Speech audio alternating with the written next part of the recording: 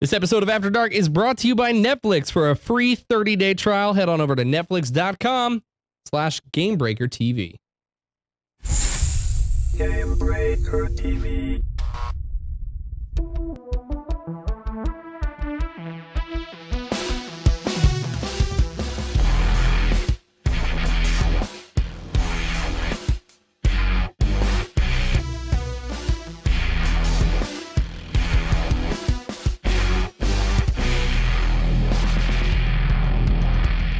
Hello, everybody, and welcome once again to your Tuesday night fix. That's right, it's Gamebreaker After Dark, the show where you guys call in, give us your questions, we answer them in a very timely manner.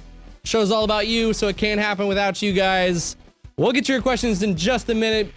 First, joining me like he does every week, it's the one, the talented, Mr. Josh Allen.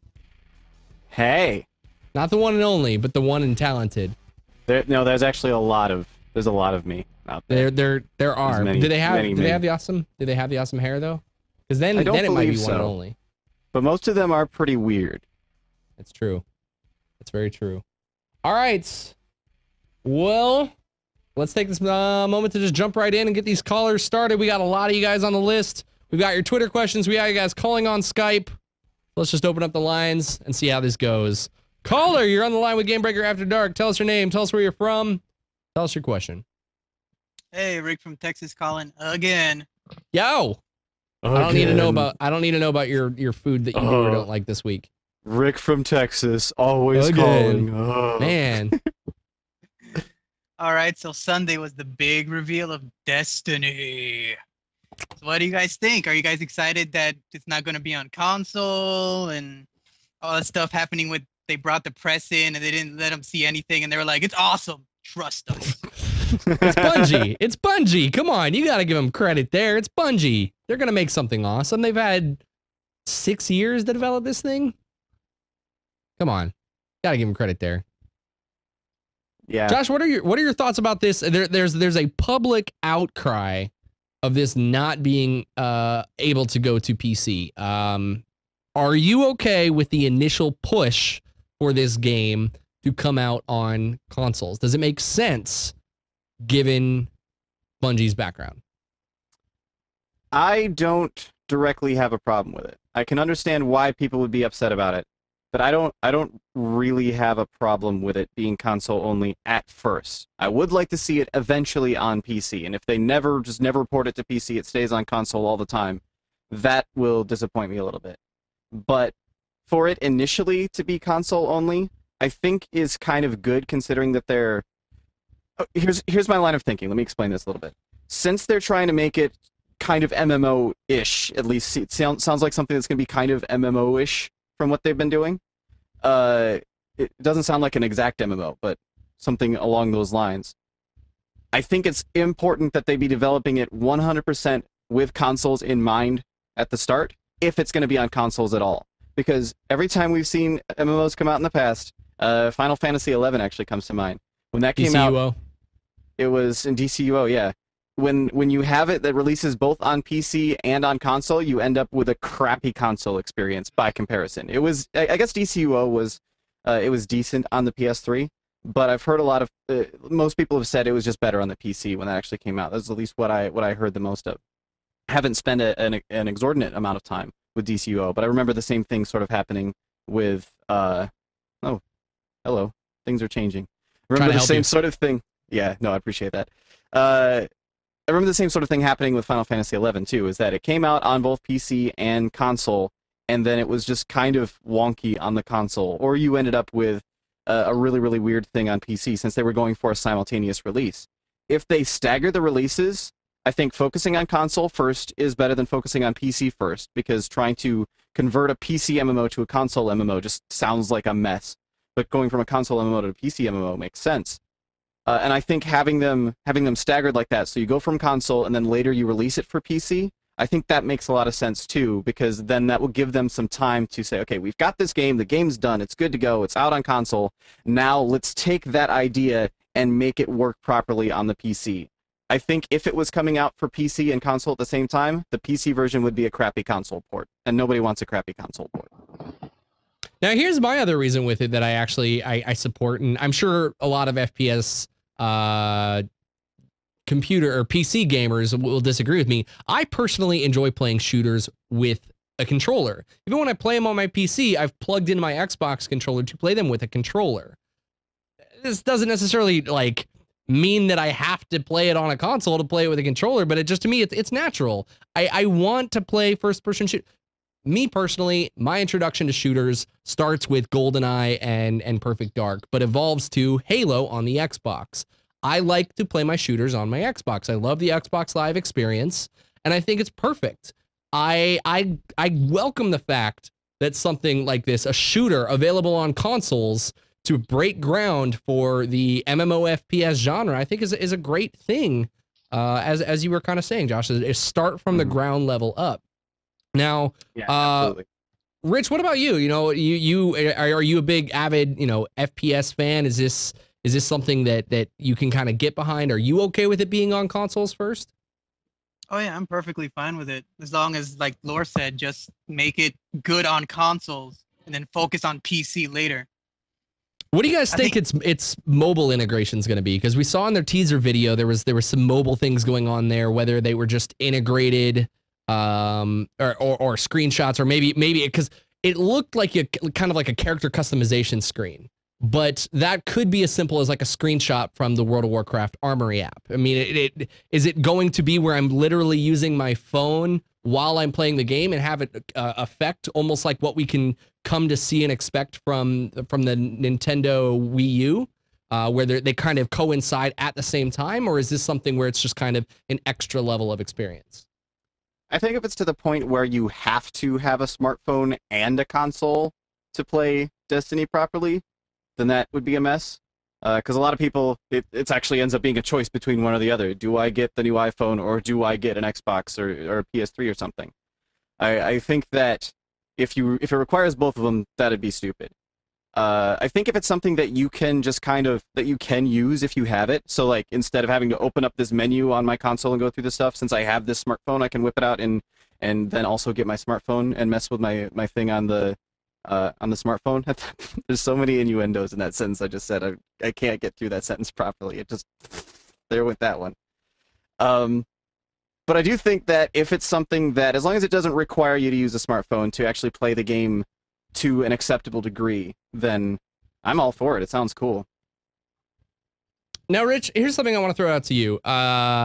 We are coming on a very aged system of 360 and PlayStation 3. What are your thoughts on new consoles being released this year? Do you think that we're going to see a new consoles announced at E3? Because my personal speculation is we will have a new console by the holiday season.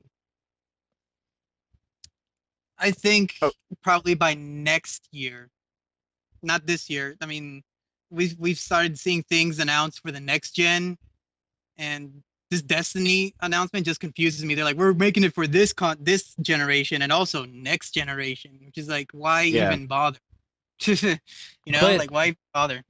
What if, I mean, this is just pure speculation, is that people are saying that the next gen of consoles aren't going to have backwards compatibility. Does that mean that they're having to design two separate games here so that they can make people play on the 360 and the PlayStation 3 as well as the next gen? And then what happens in terms of, we're already going a step farther and letting PlayStations communicate with Xboxes potentially. Then do you then go PlayStation 3s can connect to PlayStation 4s and Xbox 360s to Xbox 720s? Like, that seems like a lot of extra work. It falls back in line with my personal feeling of Final Fantasy 13 Versus. That's been a game that's been 6 or 7 years in development that they still say is going strong, but they're running out of time. Like, before they're gonna not be able to release it on the platform they've been designing it on. That's gonna cause a problem. Here's my thought process with this one. I think Bungie, as a developer, they're an intelligent developer. They're going to do what makes them money.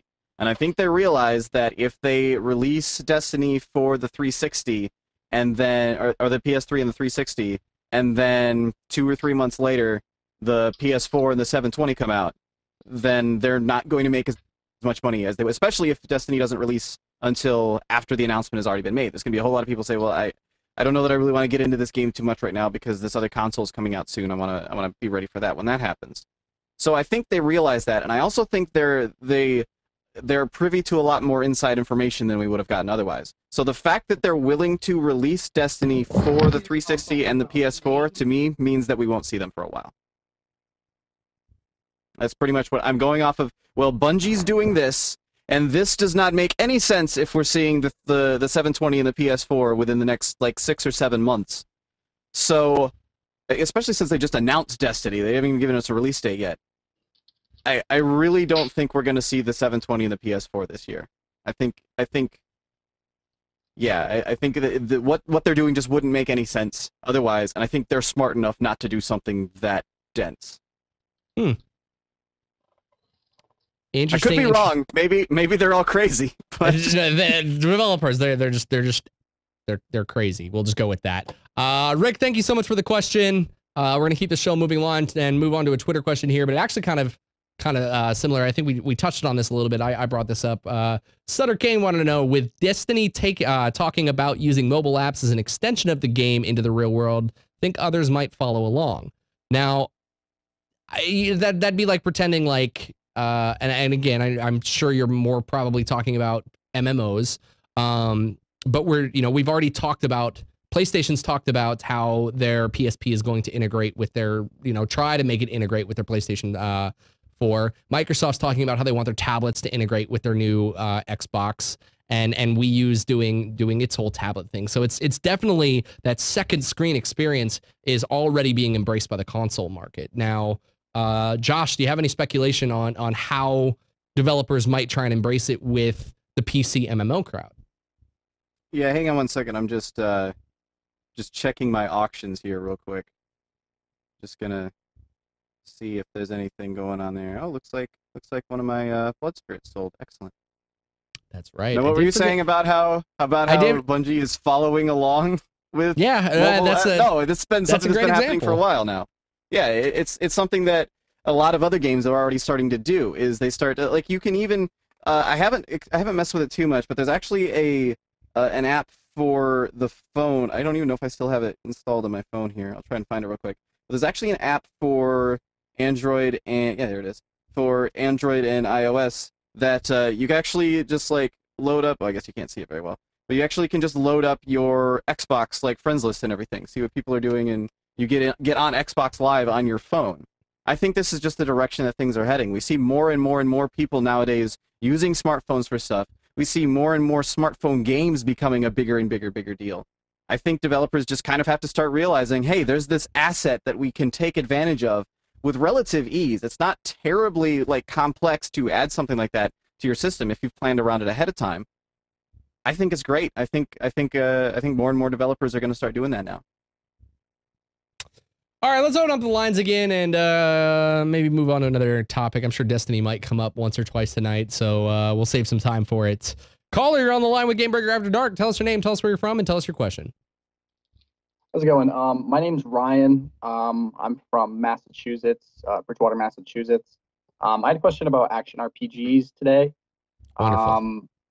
Yeah, basically, after D3 came out, I see kind of a resurgence in action RPGs with like Torchlight 2, Path of Exile. Big fan of both of those games. I've been playing those. But I feel like they innovate in some areas, but they kind of have that same core gameplay mechanic where it's like you just spam your main skill, kill everything on the screen, move on to the next area, whatnot.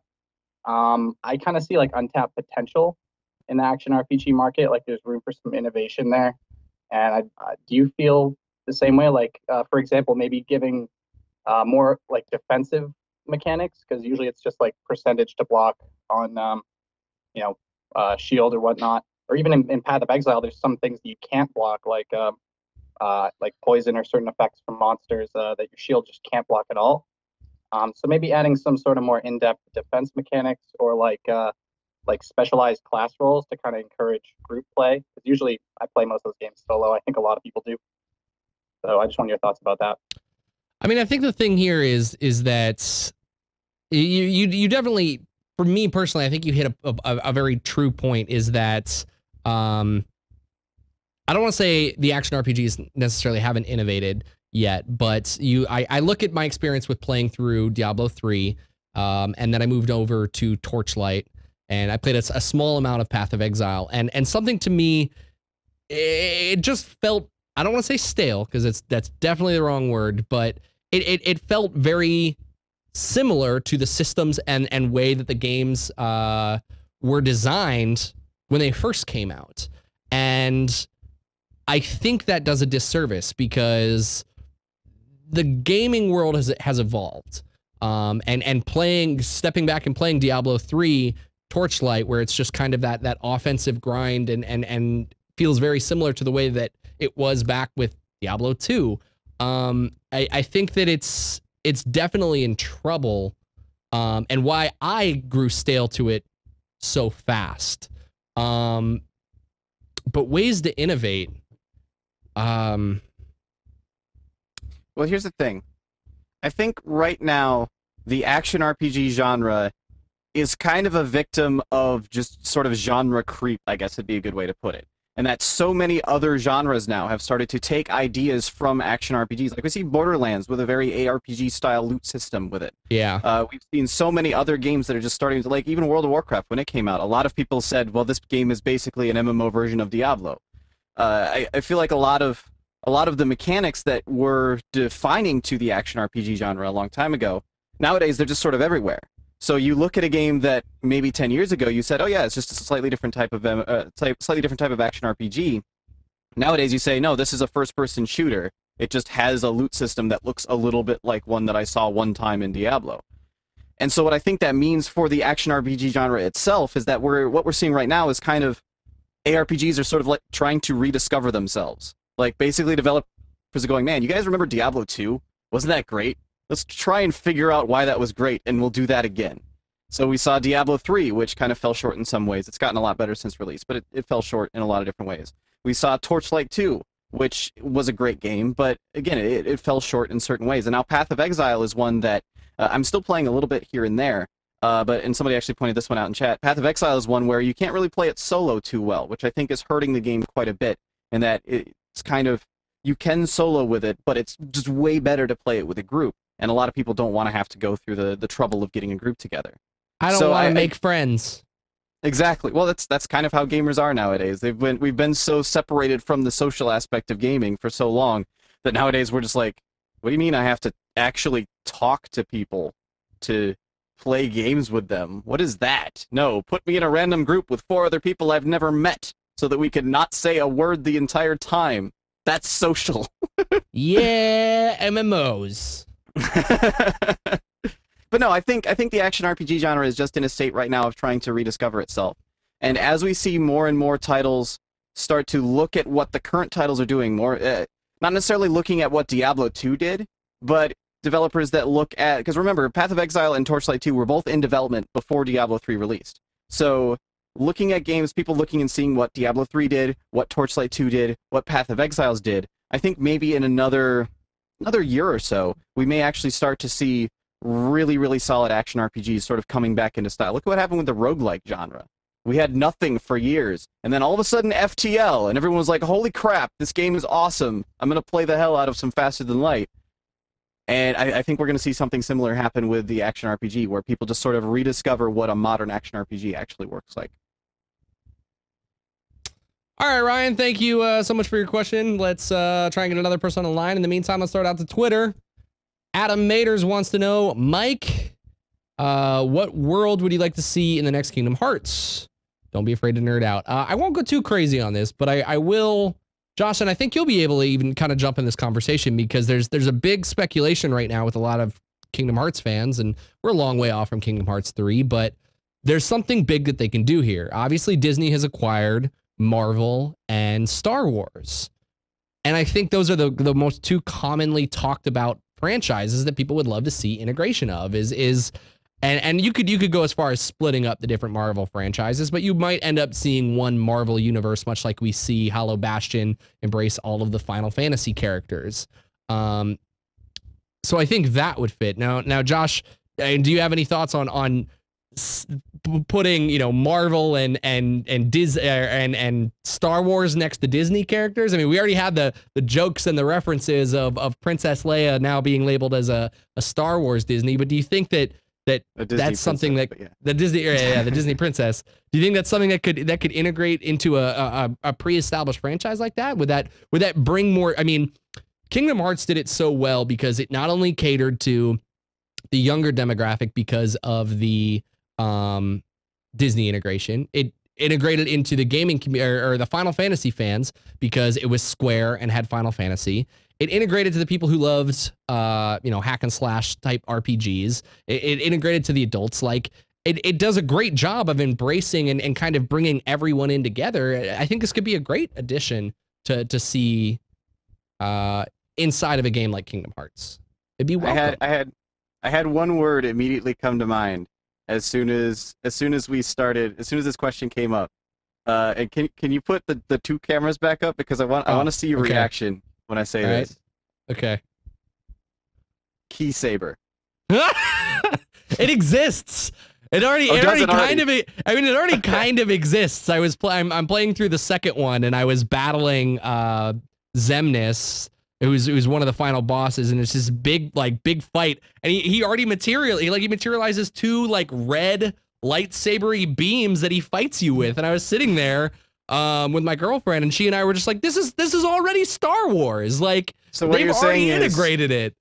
What you're saying is that the Kingdom Hearts developers knew about the Star Wars deal far in advance. They knew it was coming, and they're just like, this is how it's got to work. We're gonna have Mickey and Daffy and Spider-Man teaming up to take down Darth Vader, and someone somewhere is gonna nerdgasm over the whole thing. Probably Mike Shaft did. But here's the real question: is it a handle that like becomes a beam and it forms the shape of a key, or is it like what's the design of it? It's just the handle, and then why it not? And then the beam comes out, and then it turns into the key at the end. It goes down and it's like a green blade, but then at the tip of the green blade, it goes and it's blue and green and red and purple, and it's like the key is made from multiple. You know what? I can That's dream. Not how lightsabers work. There's one crystal inside of it that projects the beam. It takes a long time to make these things. You can't put extra crystals at the end. That's not how it works. Why not? You have a multiple device lightsaber going on here. Like, what is this? No More Heroes? It's got like a long beam that just stops it at the end. Stupid. Although I will be mad. Someone just mentioned in chat Vader versus Sephiroth. I'll be mad. I mean, it's kind of gotten old. They've used Sephiroth twice in as like the big baddie that you got to like kind of work to kill in Kingdom Hearts. Now if I got to go fight Darth Vader instead as like the big like ultimate boss, the optional boss, I don't want to fight Darth Vader. If it's classic Darth Vader, then fine. But if it's freaking, I forget who the actor was, but if it's the guy from episode 3 where he's just screaming at the top of his lungs, "No, Obi-Wan!" Get out of here. What about Darth Octopus? Doc Octopus, like with his things everywhere, and he's like grabbing hold of stuff, and he's got like lightsabers, and he's floating around in the air. Now you're going too crazy. You can't cross like each planet is its own self. Well, no, that's not true because Maleficent goes from planet to planet. All right, we can have, but that would just be what's his name, General Grievous. That'd just be General Grievous. Well, sort of. Except he had like 6 lightsabers and he did the weird spinny thing and wasn't really a very interesting character. And then he did the really awesome spinny lightsaber thing and then had like a 3-minute scene and then got cut down to size and didn't use him for the rest of the movie. Those are the two that I would like to see added to Kingdom Hearts. I think that Square and Disney have set themselves up for a great sequel. But as much fun as that would be, give me Final Fantasy 13 Versus. I'm not going to tell you again. I'm sick of waiting. It's getting annoying. All right, moving on before I get too mad. Caller, you're on the line with Gamebreaker After Dark. Tell us your name. Tell us where you're from. Tell us your question. Hi, I'm Daniel Dokerton Smith. I'm from Delaware. And my question today is about MMORPGs, like the last caller. I wonder if you guys have ever played. Have any of you guys ever played the Monster Hunter games from Japan? I have not. I've heard of the anime. That's about it. Right, there's. Yeah, I haven't I think played there's it a either. I've manga. read a lot about them, but I haven't played them. I know, Laura, you've said in the past that you're really looking for that really good action MMORPG to come, and Monster Hunter is like super, super big in Japan. It's one of the most popular games. You guys, I don't know if you heard about that, but like they sell millions of copies the first week. Mhm. It is really in depth. Like the combat is like there's so many different weapons and they all play differently. And they have an MMO already over there. It's called Monster Hunter Frontier, but it's not over here in America because every time they come out with a game, it just doesn't catch here. It's very skill based. Like you have to dodge the monster's attacks. You have to focus your attacks on certain parts of the monsters to break off things, kind of like Vindictus. But Vindictus wasn't as technical. Like it's kind of like you break one monster part and you get a little extra loot. But I don't understand why none of the gaming companies haven't designed a game after Monster Hunter and kind of westernized it more, like put in humanoid monsters and like a mage class instead of just being all like melee.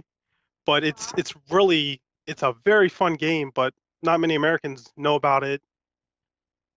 So Here's Go ahead, let me Josh. ask you one question about Monster Hunter. Since you played it and I haven't played it myself, how does the combat actually operate in terms of feeling? Is it similar to like Vindictus or Terra or something, where you start an attack and then your character is sort of locked into that attack for a second, so you have to like think ahead of time and plan out when you're going to use those attacks? Is that how it works? Like just in terms of actually going through the motions? yes, it's kind of like that, but the only difference is, unlike Vindictus and Raiders and stuff like that, there's actually so many different ways, like so many different combos in the game. You can lock yourself in like for a less amount of time if you really wanted to, and you can like each like the longer combos are a lot stronger and can have like status effects on the monster, like if you're using hammer and you do like your strongest attack, it can stun the monster if you hit them in the head after a while. But like if you do like just a simple 1-2 hit, you can dodge roll quicker, so you can get in attacks that lock you in and not lock you in. It's very technical, which makes it fun. I feel like just based off of like even looking at Terra, people didn't like the fact that Terra locked you in for one ability and you had to wait for that one animation to end, let alone full combos. Right, but Terra's so much slower. Like Monster Hunter, the series, they have it done so well. Like, you're really not locked in that long, and because basically what you need to learn is the monsters. Like you guys talk about this a lot with I think it's Firefall. They have those tells. You have to watch the monsters tells. They have a lot of those, and that's pretty much what you have to master. Like the mechanics of the boss, but you're usually like the combat is so fluid and it's so engaging and fun, and you can always like you have to actually dodge monster attacks and stuff like that. It's such a good game in Japan, and like it's so popular, but here in America we don't. The only thing we have close to it is Vindictus, and they only go like it's pretty good except for Nexon's terrible management with their pay to play or whatever. Like you, but anyways, Monster Hunter it's the combat is so much more fluid and better. We just don't have it here in America because it just doesn't pick up here. Do you I think don't that's know why companies. Go ahead. I just don't know. I don't understand why companies don't look at like Capcom in Japan and see the popularity there, and then bring that to a game here in America. It's just such a great game. I just don't get it.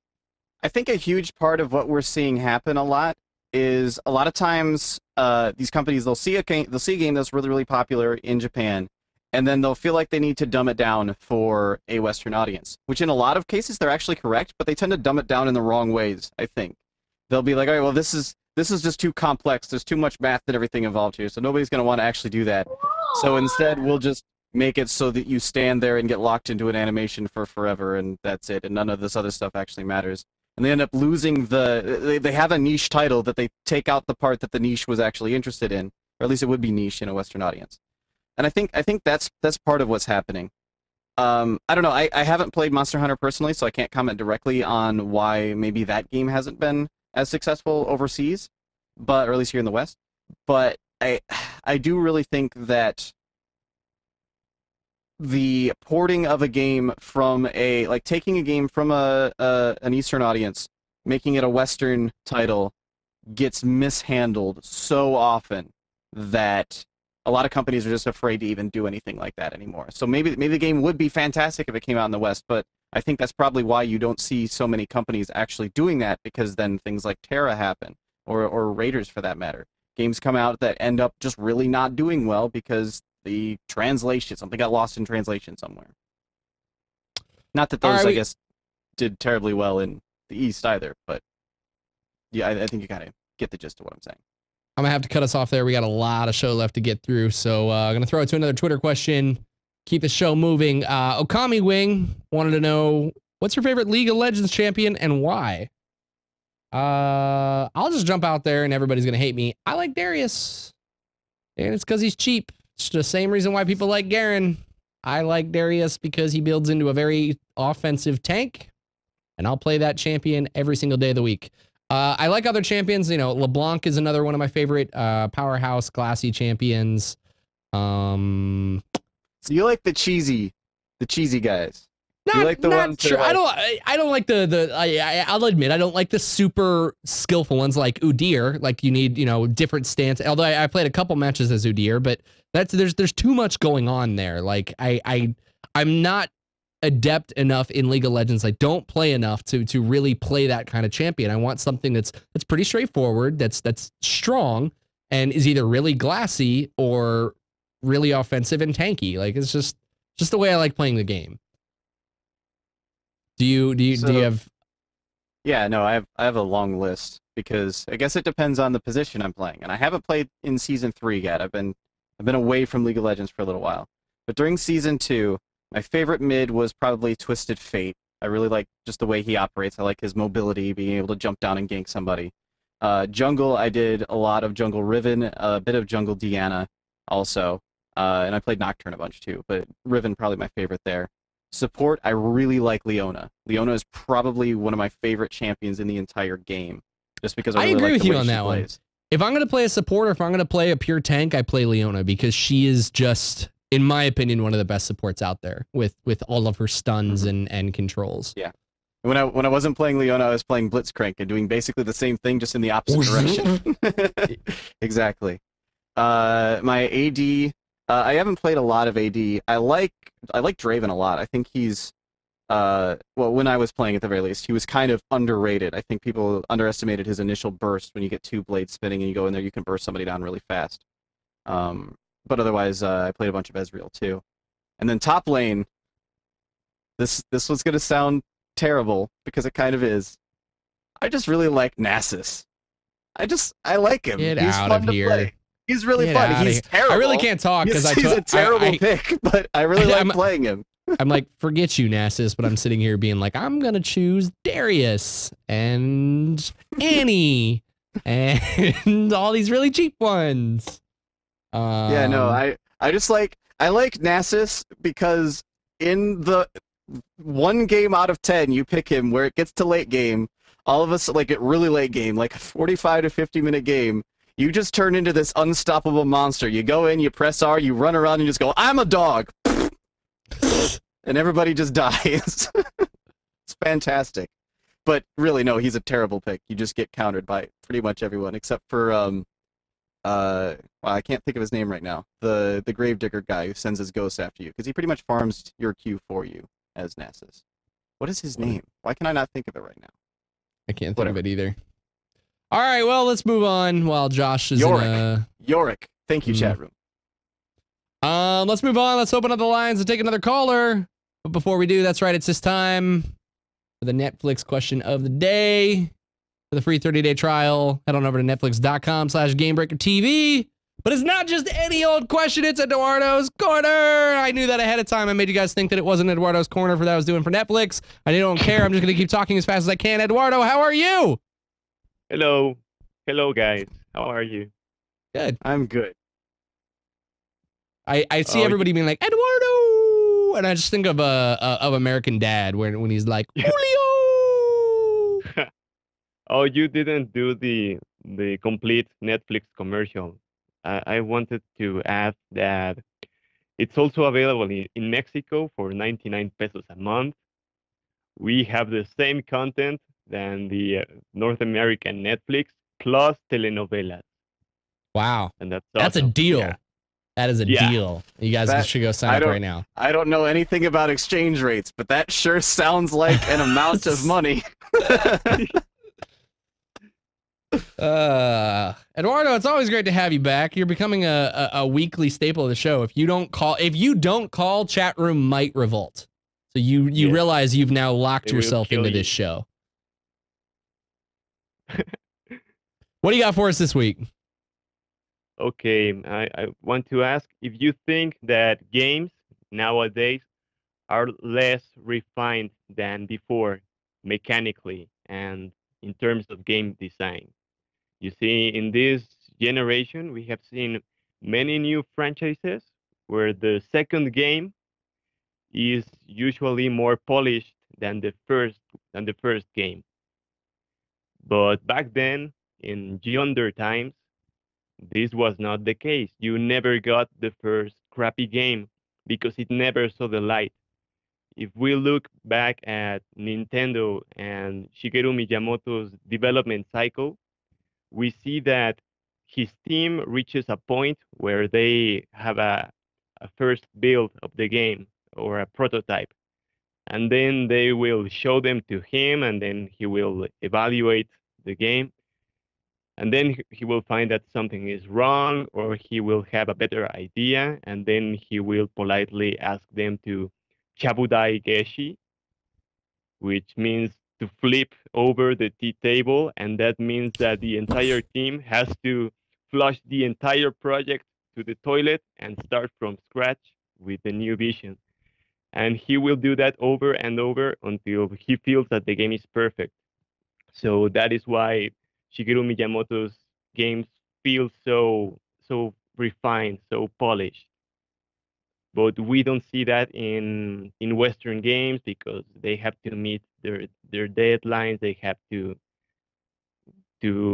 finish X number of projects before the fiscal year and all that. Well, I think that's what leads into this is the idea. Like, I don't want to say that no one cares about quality anymore, but back in those days, I don't want to necessarily claim there was a gaming industry. Now it's an industry.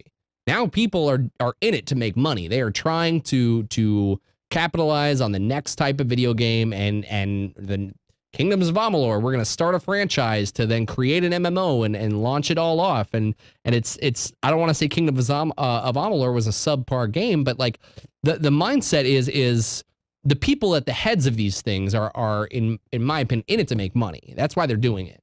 And they're not. It's not cost effective for them to dump all this money into a project and then flip the table and say, no, come back to me when it's perfect, and keep doing that over and over again. It can't be afforded anymore, especially with the amount of money that's going in to make these games. They've got to see a return at some point. But for example, they said that Steve Jobs used to be like that a lot, but I suppose that he didn't use an elegant name for that. He probably said, "Oh, this is shit" or something. Mm-hmm.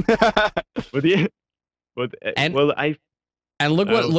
what it brought us. I by all means, I agree with you. Like we shouldn't just strive for sub quality. You know, there's few people out there. You know, Shigeru Miyamoto is one of them. Steve Jobs.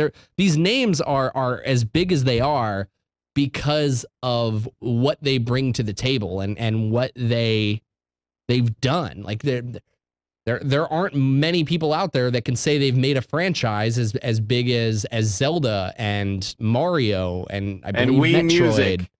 Music. Let's bring that one up. Just before the fanboyism gets too out of control, let's all remember Wii Music.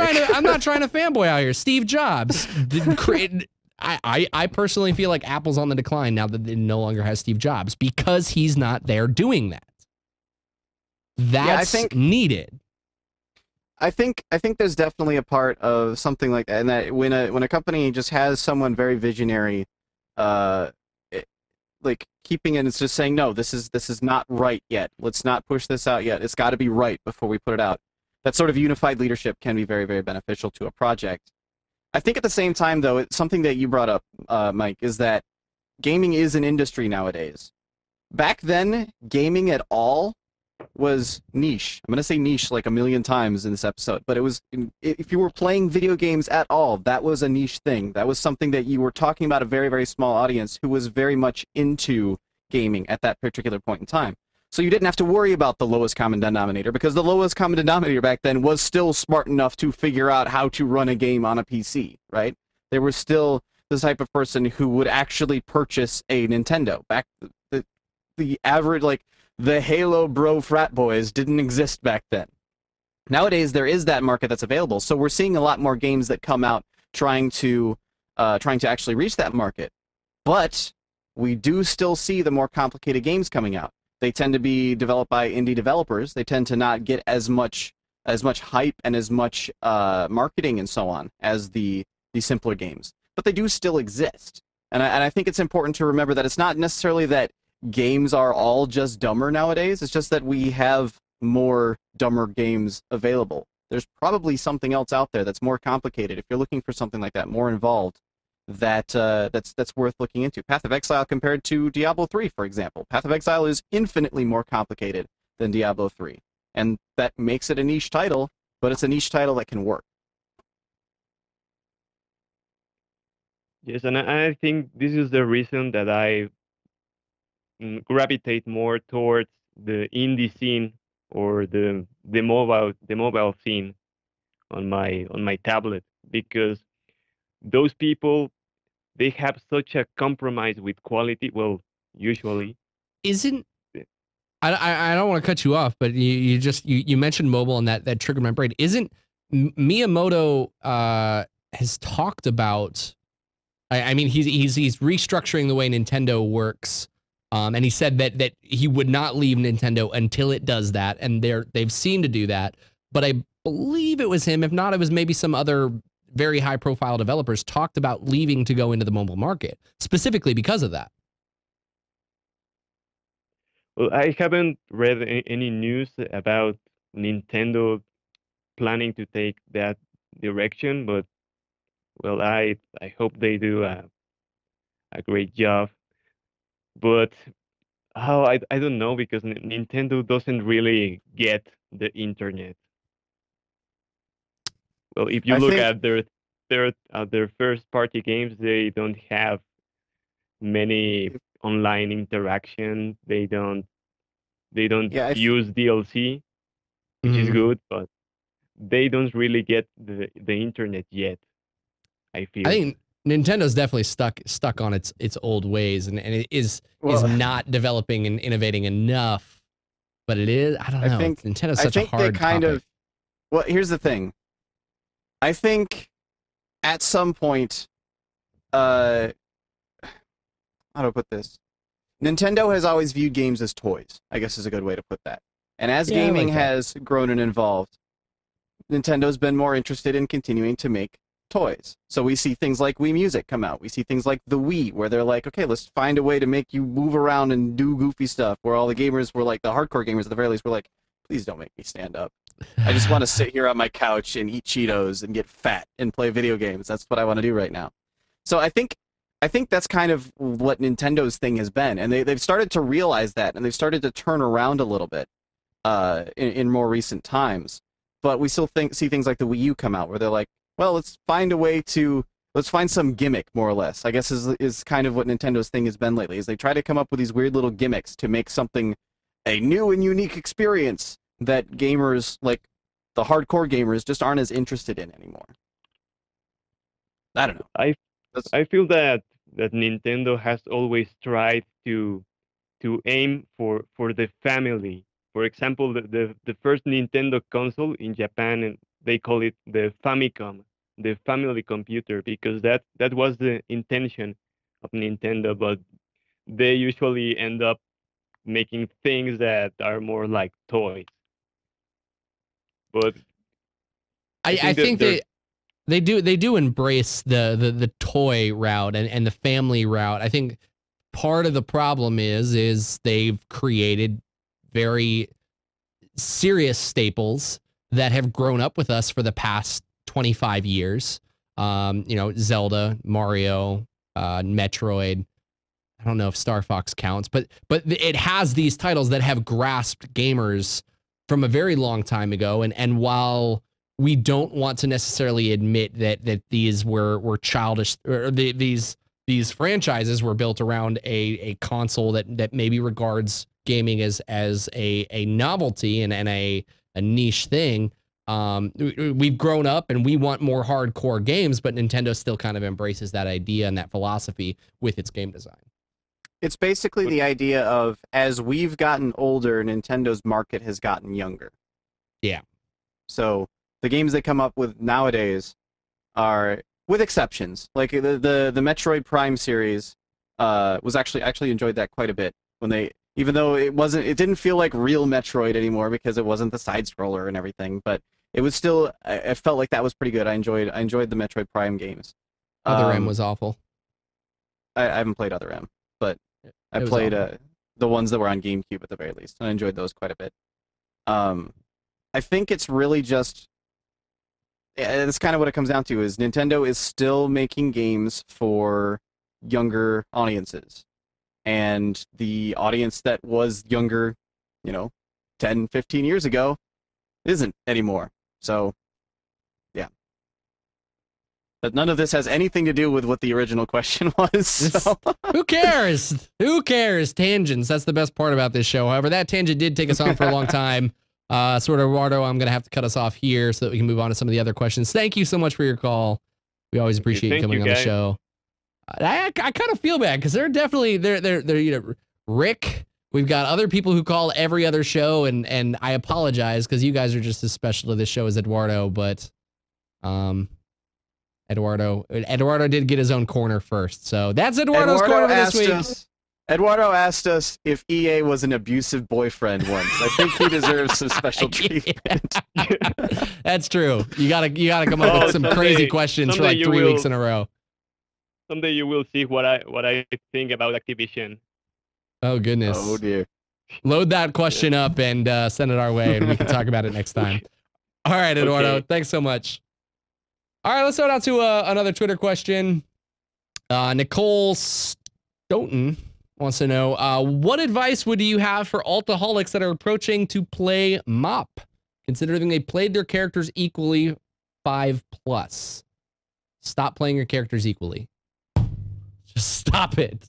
What's wrong with you? Alternatively, don't worry about charms. Just say, you know what? I'm not going to get those bonus rolls unless there's a character that you just can't, basically, is what it comes down to. You cannot spend the time necessary on 5 characters to get all of them their bonus rolls every week without going crazy. So it's just something that you have to sit back and go, yeah, it's just something you have to sit back and go, okay, you know what? I'm just not going to get those. I have my paladin, like for a while on both my paladin and my warlock, I was trying to get my charms every week. Eventually I just said, you know what, this is too much. Stop getting them on my paladin. I've been meaning on my warlock, so I was like, I'm just not going to get them on my paladin anymore. Even though I raid on Saturdays on my paladin, I'm just not going to get the bonus rolls anymore. And it hasn't been a problem, honestly. Like every once in a while I will kill a new boss or something and I'll be like, man, I wish I could roll on that boss, but it will slow down your gearing process, but not by as much as you might think. Especially when then you think back to, like, if you start keeping track of all the rolls you do and you how go, many times do I get gold? Like let's not pretend exactly. like they yield the best results. Exactly. So if you don't worry about those, and then fortunately in 5.2 you don't have to worry about the reputation. You don't have to run instances or run dailies for reputations as much anymore because the new reputation isn't as important as the raid reputation, which you just run LFR for that. Honestly, I think 5.2 is going to be a much better place for people who have lots of alts. You just kind of have to sit back and say, I'm not going to get the bonus rolls on all of my characters. I will make up for it by having 5 freaking characters. Jeez. My advice is don't carry 5 characters, but I'm just not. I don't play alts. Some Some like people to play do. like Some that, people and do. that's fine. And yeah, like I'm not even trying to put you down for it. I've never been able to embrace the philosophy of playing alts. Like I want to play one character, put the most amount of time into it, and have it be the best I can be. But that's just me. And Josh's advice is going to help you a lot more so than mine on that one. Let's open up the lines again and throw it out to another caller. Call your online one Gamebreaker After Dark. Tell us your name. Tell us where you're from. Tell us your question. Hey, you're right there. I'm Daniel, and I was actually the caller who was left out a fortnight ago, and I bet you can't guess where I'm from. I'm going to be extremely regionalist. It sounds like you're from England or Irish or not Irish. Nah, I'm Europe. Australia? No. Africa. Canada? Everyone's No. from Canada. Russia. No. Quebec. No. Wait. Madagascar. I'm gonna blow your minds. I'm actually Eduardo's paisano. I'm Mexican. You don't sound like it at all, but that's really I horrible know. for me to say. I know. It's actually because I lived 4 years in Bradford, England. Oh, And, so I was right with the English, the English Yeah. path. You can't judge me for that. Yes. All right. Well, anyway, my question, it was actually more appropriate for 2 weeks ago. But anyway, with Terra having gone free to play, there's this little game. It's a purely PvP game, and it's on Steam. It's kind of MMO combat, kind of like Terra's, and it's called Forge. It's really, really great, but the thing is, they kind of released it a bit early, so it's still not content complete. It needs maps, it needs social integration. But anyway, the question was, have you played it? And if so, what did you think? Because I mean, I love the game. It's great. And I have not played this game. Josh, have you played or seen I actually anything on lost this? audio for like part of the question, so I missed a bit of it. Have you played or heard of Forage? Forge, yeah, well, Forge. Forge. Yes. Oh, I haven't heard of it. No. You said it's kind of similar to Terra. It's, Gosh, we keep getting questions on these I think two there was games a that we question haven't about played. that game actually. I remember hearing about it now, and someone was like, "You should check this out," and I haven't. So I apologize. Well, okay, But I do so remember hearing about it.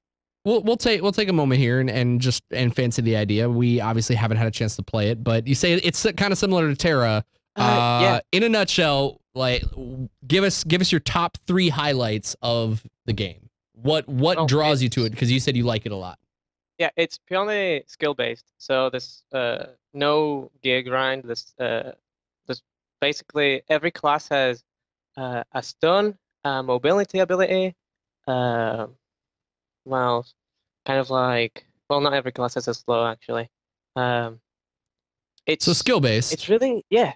It's weird, and there's the skill ceiling is very, very high, because you can wall jump and pull off some crazy maneuvers. There's kind of it's called energy. It's the resource you use, and it's got, I believe it's an attack, block, and 6 other abilities, I think. So is it just the combat that kind of draws you into it? How's the questing system? Does it Oh, well, present it in there's- a It's just PvP.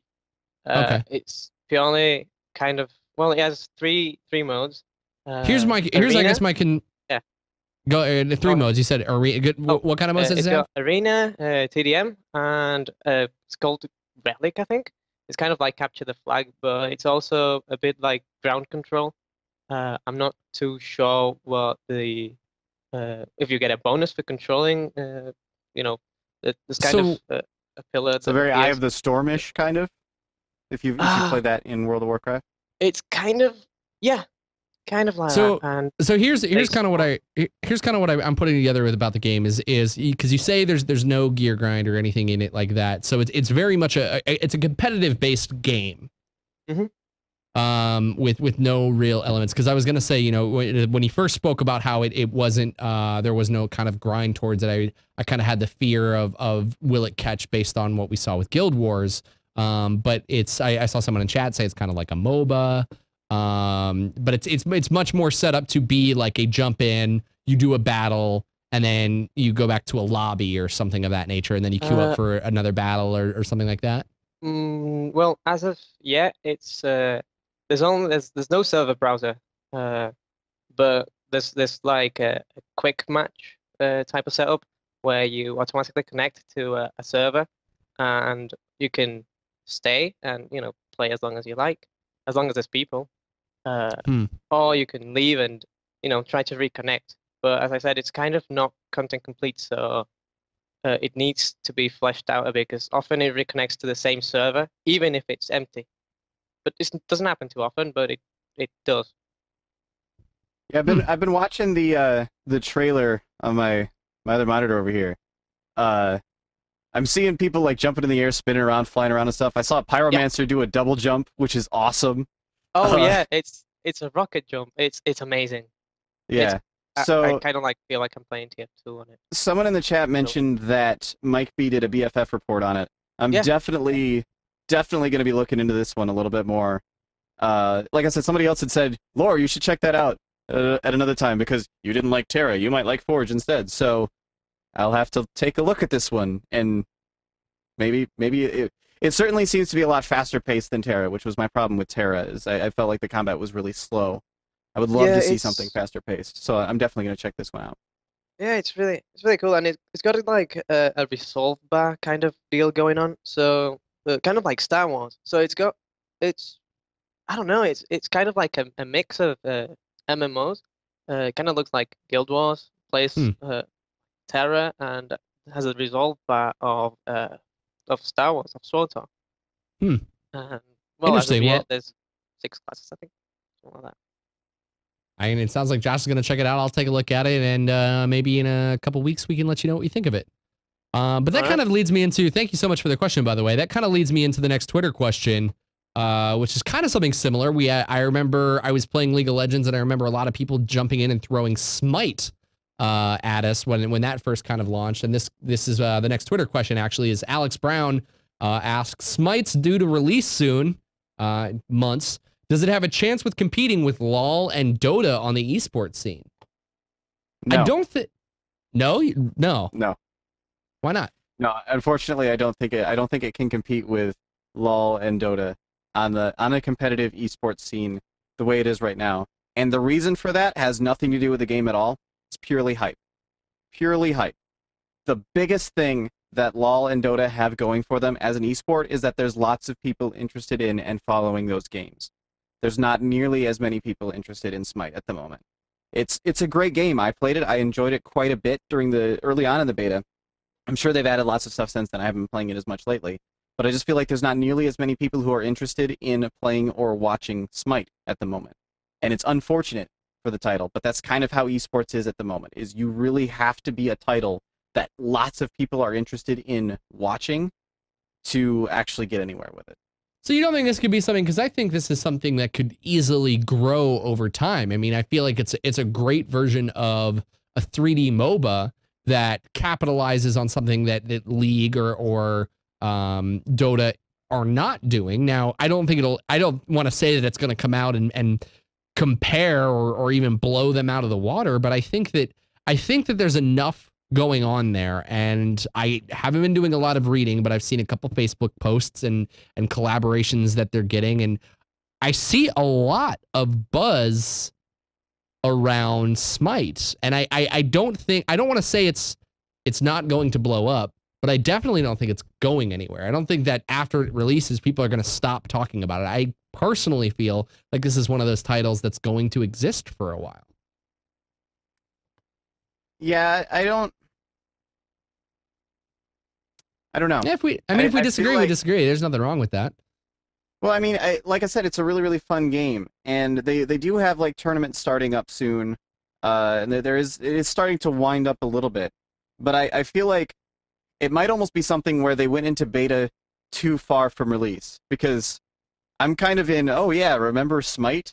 That was a while ago. That I was like, it's been almost a year now since I played Smite the first time. I first started getting into Smite, and they had the least closed beta ever in that it was really, really easy to get Smite keys. Like I gave away, I guess it wasn't a year ago. It was probably more about like 6 or 7 months ago because I Well, did you do an could cheese on-tap for you it, could cheese the but- system because you got two invites, and then you Yeah, could send an exactly. invite. You got 2 invites every time you So- got invited, and then you could send an invite to yourself to get more invites. It was Yeah. just like it's spidered out of control. Exactly.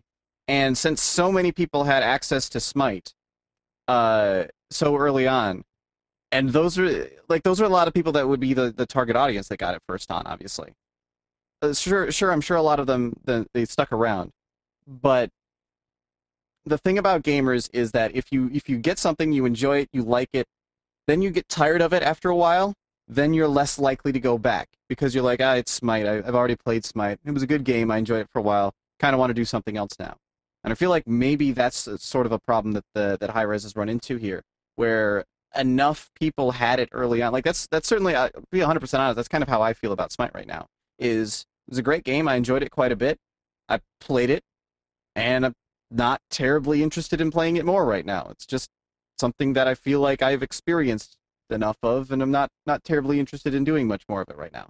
So I don't know. I mean, it's definitely harder to get people back into a title when they've had access to it for so long than it is in that initial push where there's actually something building up around, like, ooh, I've got access to this new game. It's about to come out soon. Like, I feel like that might have been too long, especially if we're talking about, well, like, it's only going to release, which... Stop punching your microphone. Sorry. Sometime in the next few months. Like, how long is that? Like, Yeah. I don't know. I feel like released for Smite, at the very least, maybe a better way to put it is that release doesn't really mean anything for Smite because it's been in open beta for a while. It was in the least closed beta for a long time before that as well, and the community hasn't grown up around it yet. It may suddenly magically appear once the game releases, but I don't think there's enough of a difference between Smite at release and Smite in beta to really warrant that big of a sudden, well, now is the time for us to suddenly be interested in Smite. I don't know. I just feel like there just isn't the hype around the game, and it's just, without the hype around a game, there isn't enough to really push it into being an esport. All right, let's throw it out to the final question for the night. Throwing it out to the Skype lines. Caller, you're on the line with Gamebreaker After Dark. Tell us your name. Tell us where you're from. Tell us your question. Hi, my name's Dibface from Maryland. I've called in a couple times before. Like, I remember you. I don't times, know I if I think. know you from chat room or not, but I know the name Dibface. I've Stands been out. looking around in chat every now and then, but I was the guy who asked chat or lurker. not asked the I made the yellow dress joke way back when, like the first episode, I think. Get off. Muted. All right. So Hang on. sorry. You're back. You're unmuted now. Oh my god, you're so rude. I know. Don't bring up the yellow dress, gosh darn it. I'm sorry. Right, so before I actually get into my actual question, you know what? Screw Forge, screw Smite. You guys should play Awesome Knots. I've played I've heard Awesome of it. Knots. Since we talked Oh, about it on this show, I went and downloaded Okay. it and I played it. I haven't played a lot of it, but I purchased What's it. your thoughts? What's your thoughts on the game? Well, clearly it didn't keep my attention long enough to play a lot of it. Oh, Is gosh. my first thoughts. It is a great. I don't know if this was you that we talked about this. I know we talked about this when the person who brought Awesome Knots up. It is a great entry level style MOBA.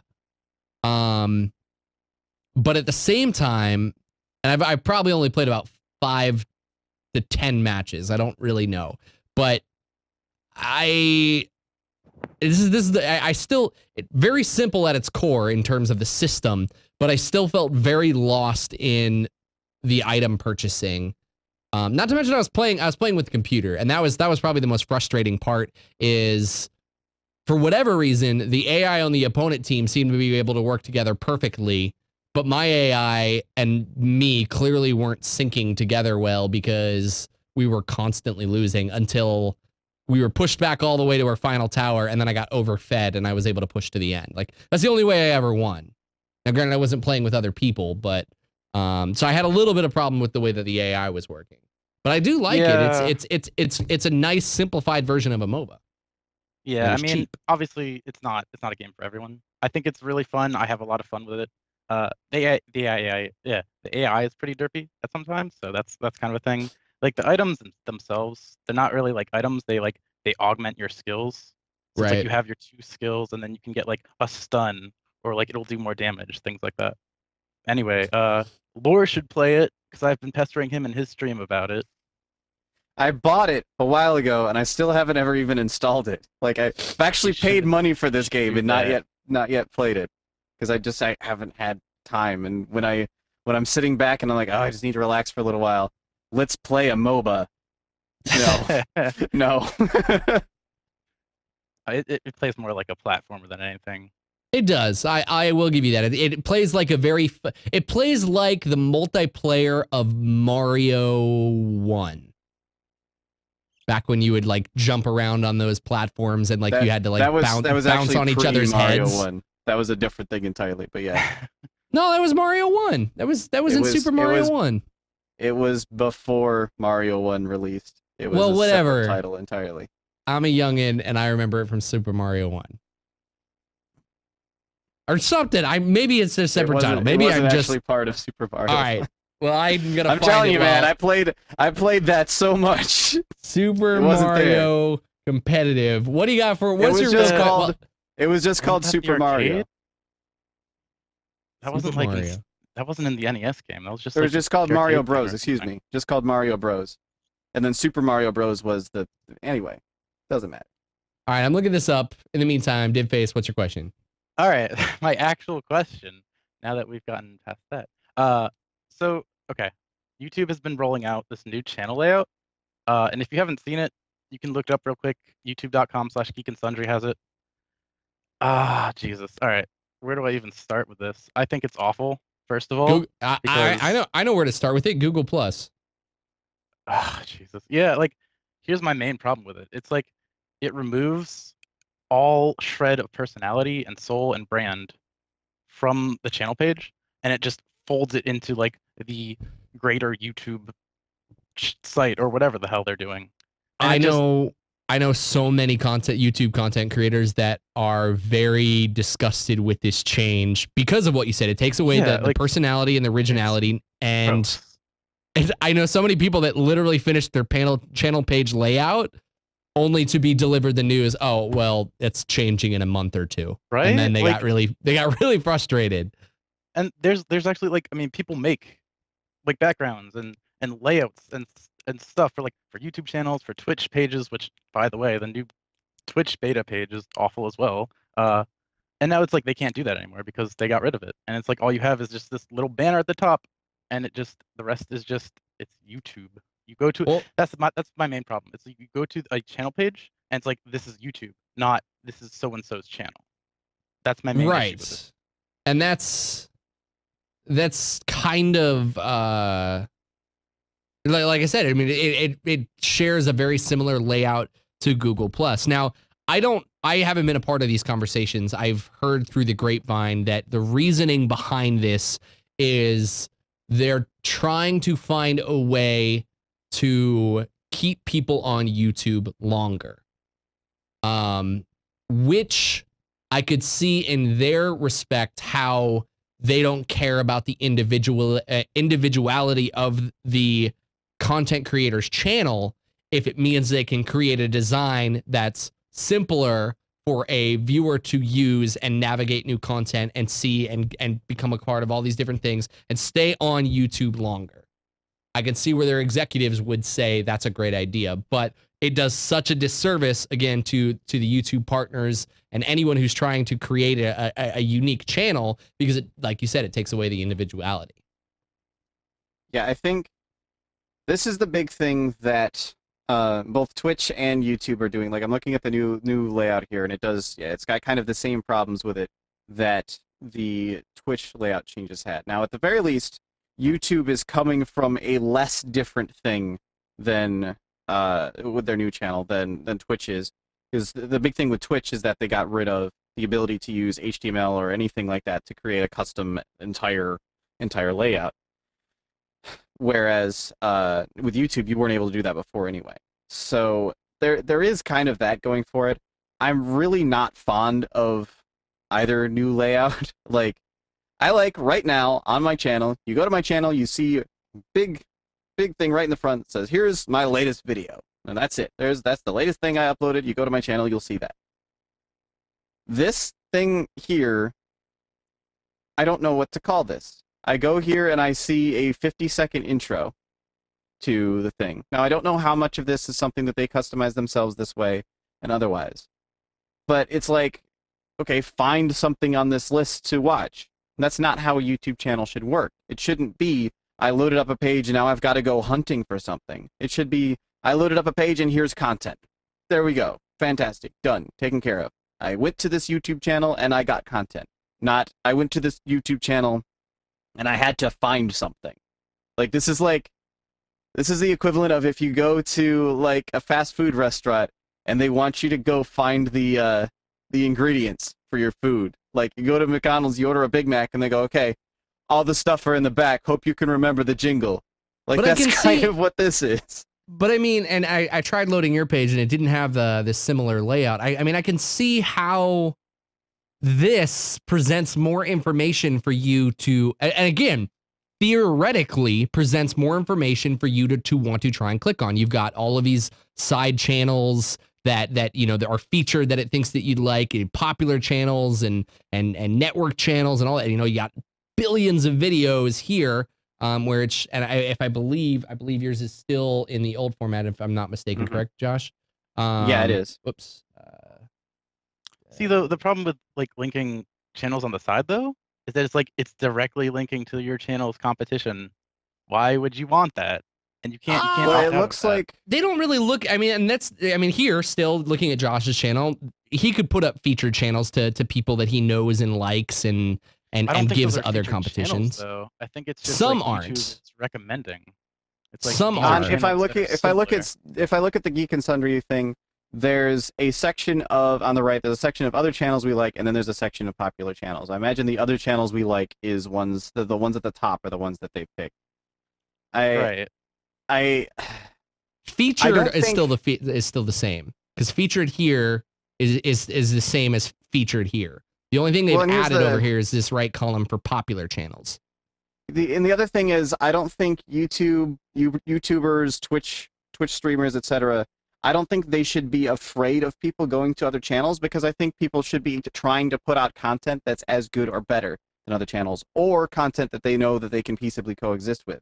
I'm not going to create content for YouTube and say, watch my stuff instead of Total Biscuit, or watch my stuff instead of Mike B. I'm not going to do that. That's dumb, because I know people are probably going to want to go watch their content anyway. So I say, okay, well, I'm going to make content that it's a little bit different, or maybe it's even the same. Like Mike B and I have put out reviews for the same game before in the past, but it's still, there's my review, there's Mike B's review, and same thing with Total Biscuit, right? Like we've all reviewed similar titles in the past. I don't think that people need to be afraid of people going to other channels, because they should be putting out content that they say people will want to stick here to see this. That should be your goal as a developer, or as a content developer. To basically what I'm saying is, you shouldn't be sitting there hoping that people don't find a better channel, right? You should be trying to put out the better channel yourself. That being said, I do think the big thing is the loss of individuality in terms of branding, from both the new Twitch page and from the new YouTube layout. It's very, like, on my channel, I'm able to put my Twitter, my Facebook, and everything on there, so that I'm able to aggregate my social media, get all that stuff going so that people know where to find more content. I'm able to point them at other bits of my content. Not really happening on the new YouTube layout. Definitely not happening on the new Twitch layout. Those are my big problems, is just not being able to point people in the right direction in an easily visible format. Honestly, though, like, because I'm looking at, because YouTube did like the whole site layout revamp a while back, and that was kind of met with some criticism, but honestly, it's not that bad. The only issue I have with it at the moment, it's like if you go to like a video page, everything's left aligned, and you have all this empty white space to the right, and it's like, why even this, when you could just center it and it'd be fine. But so this actual site layout, it's pretty fine, I think. Like it grew on me after a while, but well, I think that's I think that I don't want to say that I think the new YouTube layout has done everything correct, but I think there is something to be said for everybody hates change. I can't even count the amount of people that despised and hated the new Gamebreaker layout when we've gone through 2 iterations. Every time we change it, we get negative comments saying that they don't like the way that it's been redesigned. And people just hate change because they're used to the familiar, and then they got to learn to navigate something new. We'll get used to it. Is it better? Is it worse? I think only time will tell. I think, you know, we said enough at this point. We don't think it's necessarily better. There can be different improvements. But like I said, I think I can see why they've designed it this way, to try and keep people cycling through the different YouTube channels and staying on YouTube as a website longer. I think that's, again, what you have to think about of what YouTube's trying to do here. Josh Allen, you can follow him right there on Twitter at Devolore, DEVOLORE. See that? Branding. There you go. Let's see. Let's Google Devolore. See, look at that. Look at that branding. Bam, Josh Allen. Bam, Josh Allen. Bam, Josh Allen. Dude, you're all over the first page of Google.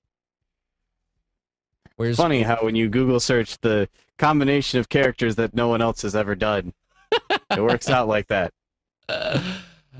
Be sure to follow him over there. Catch all the stuff he does. PST, Weekly Marmot, all over on techspot.com. Josh, you got anything exciting coming up? Yes. I don't know what it is right now, but yes. Wonderful, wonderful, wonderful, wonderful. You guys can follow me right here at Mike Shavnitz. Catch us right here on After Dark every Tuesday night at a new time, a whole half an hour later, 9:30, because we like to give Josh Allen proper amount of time to finish up rating.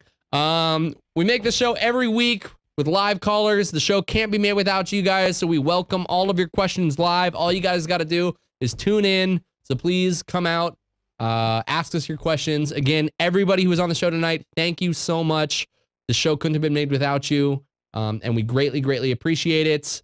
Follow us over at Gamebreaker.tv or Gamebreaker TV, no dot in there. And be sure to check out the website. Guys, thank you so much.